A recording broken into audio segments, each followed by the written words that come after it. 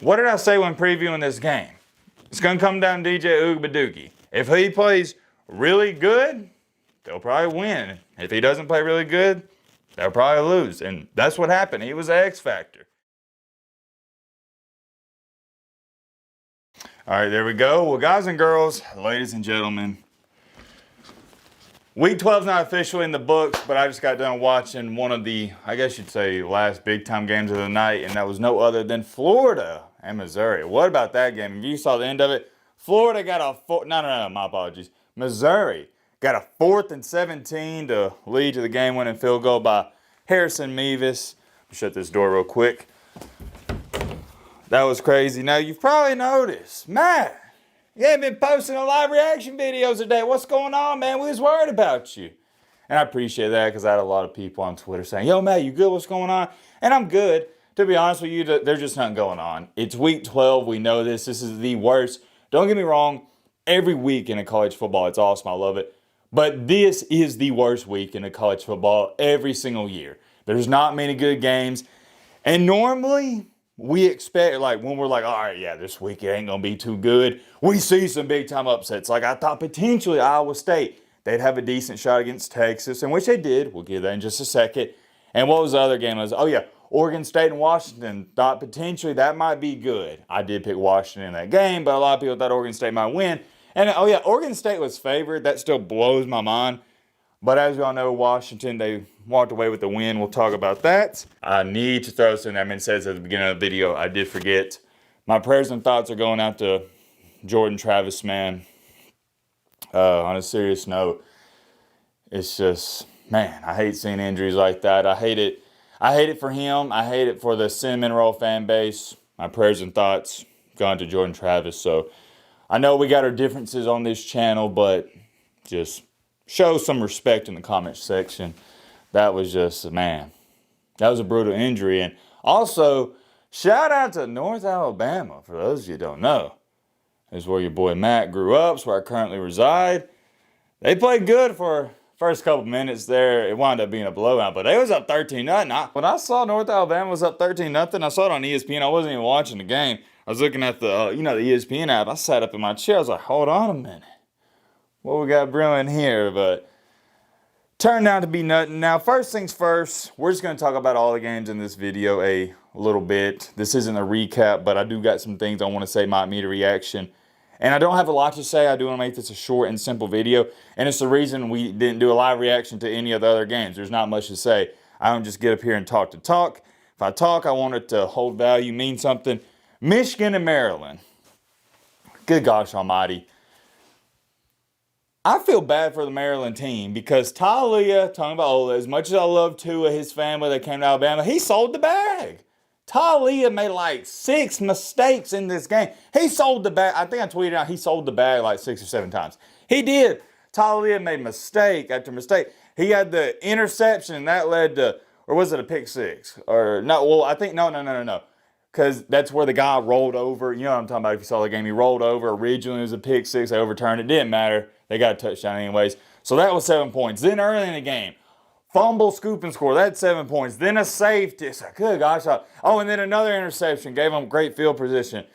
It's like, dude, Talia, man. I tried giving you the benefit of the doubt. It's like, all right, well, he's going to. Nah. He was the reason Maryland lost. Maryland's team played great.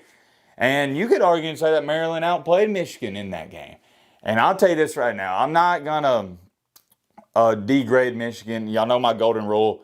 You never apologize for a win, number one. And you never apologize, especially for winning on the road in conference play. I get it. I've been telling y'all since. Remember in week 5 when everybody's trying to tell me, Matt, Maryland's a top 25 team? No. I've been telling y'all, Maryland sucks. All right, they're overrated. They're decent at best. They don't suck, but you get what I'm saying. They're decent at best. Maryland's not a good football team, but I don't care. You won on the road. This was a perfect trap game. Same thing for Ohio. Nobody cares about this game. It's just like, all right, let's survive and advance. Let's get to the not Michigan game, Ohio State game.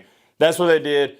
J.J. McCarthy, I will say, though, if I was a Michigan fan, I wouldn't be feeling too good about the Maryland game because J.J. McCarthy looked a little shaky. And like the commentators were stating in the game, I think the reason McCarthy's looking shaky is because he hasn't thrown the ball a lot in the past couple of games. So when he's out there in the game doing it, it's not normal to him. He only threw the ball, 8 times against Penn State?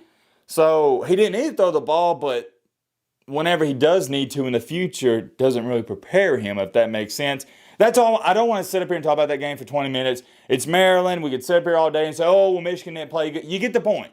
Michigan didn't play their A game, okay? They still won. It doesn't matter what you think. They're 11-0. I'm not going to judge them too hard off of that. Moving along here to this Georgia-Tennessee game, y'all don't even know. I was so excited to get up here after the game. I was already thinking about it. I was like, man, I can't wait to talk about Tennessee and Georgia and get my live reaction to it. But there was no point. The game went exactly, I predicted that game to a T. What was my final score prediction? I think, no. Yeah, wait, did I nail it on the head? I had Tennessee losing by 20. Wow, wait, yeah, 38. Yeah. Hold on, I got to clap it up for myself a little bit. I had Georgia winning by 28. They won by 28. I think I said 45-17. Wow, what about that? Matt, pretty spot on there. I'll take that because I've been wrong a lot this year. Yeah, wow, I was really close on that. But anyways, the point is, I didn't expect Tennessee to do a lot in this game, but I still wanted it to be close so I could talk about it. But come on, man, there's nothing to say. Georgia's Georgia. And although Tennessee looked like crap, you're playing Georgia. Who hasn't looked like crap against Georgia this year outside of that Auburn game? It's Georgia. They're the number one team in the country. I'm not going to degrade Tennessee too much. They're not very good. But moving along here to this Washington-Oregon State game, I want to write this down for y'all. And this will be the last game we talk about because I almost got stuck on the... What's wrong with my marker? I just need to buy a real eraser. Anyways, with Iowa, Texas, I don't have too much to say. I picked Texas to win. And the thing, we're going to talk about it in the up and coming weeks some more. But I am going to bring it up now because it's just hard not to mention it. Look, I get it. Texas beat Alabama. I full on have made this clear. Texas deserves to be ranked ahead of Alabama right now. I'm not saying they're better than Alabama. I say they deserve to be. Same thing with TCU last year. But there's no way any of you actually believe right now Texas is a better football team than Bama. Bama looks dominant. Like Texas, when you watch them play, it's like, yeah, they're good. They show flashes of greatness, but they don't strike fear in me. All right, if that makes sense, it makes sense. If you know, you know. They're a good team, and a lot of people are going to try to take that the wrong way and say, oh, Matt, you're disrespecting. I'm not disrespecting. I'm just telling you what I see. They don't look dominant, and Alabama does. Alabama's gotten better since week 2, and Texas, not so much. I wouldn't say they got worse, but they're stagnant, whereas Alabama just slowly going up, getting better and better and better. But let me write this down real quick. All right, there we go. Oh, can't see that too good. My apologies. Put this marker up here. That should be better, right? Yeah, that should be better. All right, DJ Ugabadoogie. If I'd have showed you these numbers before the game, 15 for 31. That's 48 completion percentage off the top of my head. Not very good. Wouldn't be feeling too good about that heading into the game.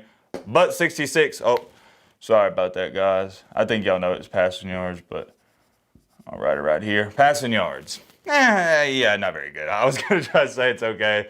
It's not very good. And 0 touchdowns. If I would have showed you this before the game, what would you have thought the final outcome would have been? I would have said something like, yeah, Washington probably won 41-17. But no, Washington barely skimmed by and survived 22-20. And wait a minute. I didn't even write this down. Guess what? DJ Ugabadoogie also in this game had not one, but 2. How did I not, or almost forget to talk about this? Circle it, draw arrows to it. 2 interceptions. He didn't play very good. I wouldn't say he played bad, but he didn't play good enough to win. And this was my thing. What did I say when previewing this game? It's going to come down to DJ Ugabadoogie. If he plays really good, they'll probably win. If he doesn't play really good, they'll probably lose. And that's what happened. He was the X factor. I knew what I was going to get out of Washington. I just didn't know what I was going to get out of Ugabadoogie. And I did pick Washington to win this game because I didn't believe in Ugabadoogie. It's as simple as that. And it's a flat out shame because, but man, while I'm thinking about it, that Damian Martinez kid, the running back for Oregon State, that dude is unreal. The jump cuts he makes reminds me a little bit of Jahmyr Gibbs when he was playing at Alabama. How many yards? Yeah, 26 carries, a buck 23. But those numbers don't even do it justice because he was fighting for everything he got. Damian Martinez, he played really good. All in all, though, not too shocked about this. Of course, I was going for Oregon State. I'm a Bama fan. I need some upsets. I mean, we're getting to the last couple of weeks. I need some upsets to happen for Alabama to get in. I do believe we control our own destiny, but we do need one of, and it's, okay, let me explain this. The reason I say we control our own destiny is because I automatically assume one upset's going to happen. Come on now. You mean to tell me one team in front of us isn't going to lose outside of Ohio State and Michigan and Oregon and Washington before the playoff? I don't think so. One team's going to lose, but we do need just one team to lose, and I'm banking on that. The point is, we need Oregon State to win. They didn't win. Not too shocked there. We'll move it back. And last but not least, we'll say this and end off the video here because we got to get ready for the recap tomorrow. Texas, they won, man. I did pick them to win. Dang, man, now that I think about it, I think most of my picks were right. I don't know. I have to go back and watch the video. Kind of forgot some of my scores and whatnot. But the point is, Texas won. They did win, right? I quit. Let me double check on this. I'm pretty sure I quit watching when Iowa State didn't get that fourth down. The score was 26-16 when I turned it off. Let me double check here because I don't want to sound dumb on my own video. Okay, yeah, 26-16. That was the final score. And, you know, it goes back to this. They didn't look great. They didn't do anything special, but they won. And whether you like this or not, as long as, if you're a Bama fan, as long as Texas keeps winning, if they win out, that doesn't matter if Alabama beats Georgia. Texas will get in. Do I believe it should be that way? I don't know. It depends how Alabama looks against Georgia. If Alabama dominates Georgia, different conversation for different day. We just don't know, okay? I don't want to start talking about the what-if game and get into the butterfly effect, but Texas right now, all they need to do is win. It doesn't matter if they win by 1 point or 40. They win, they're good. They got the win. There's many other things I could talk about. I'm going to say for the recap, let me know your thoughts on anything down below. But